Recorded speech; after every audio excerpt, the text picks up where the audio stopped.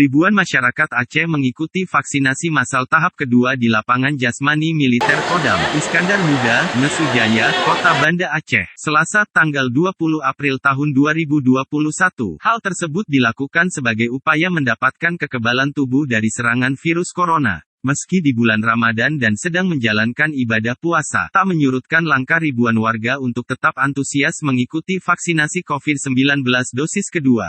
Hingga laporan ini diturunkan, sebanyak 1.686 orang telah berhasil divaksin. Dari jumlah itu 1.322 orang menerima suntikan vaksinasi COVID-19 dosis kedua dan sisanya sebanyak 364 orang baru menerima suntikan untuk dosis pertama kalinya. Kegiatan ini merupakan lanjutan program vaksinasi massal yang digelar pemerintah Aceh. Sebelumnya, vaksinasi massal pertama telah dilaksanakan di Masjid Raya Baitur Rahman Banda Aceh pada Selasa tanggal 30 Maret tahun 2021.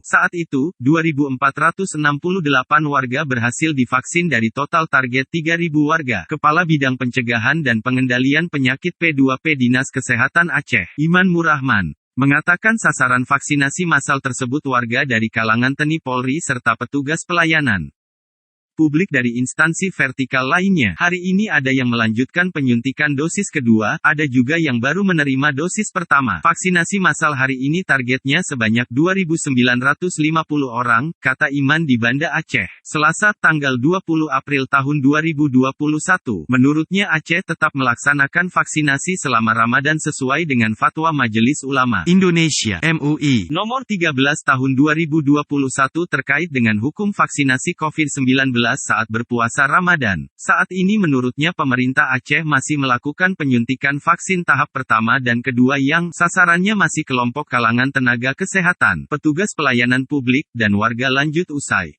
lansia. Insya Allah selama pelaksanaan vaksin tahap pertama dan kedua, meski kita tidak sosialisasi besar-besaran tapi mendapat antusiasme masyarakat Aceh sangat luar biasa untuk melakukan vaksin, padahal ini di tengah bulan suci Ramadan, ujar Iman. Mudah-mudahan, dengan diadakannya vaksinasi massal dosis kedua ini dapat bermanfaat untuk meningkatkan imun kita dalam menghadapi COVID-19, harap Iman.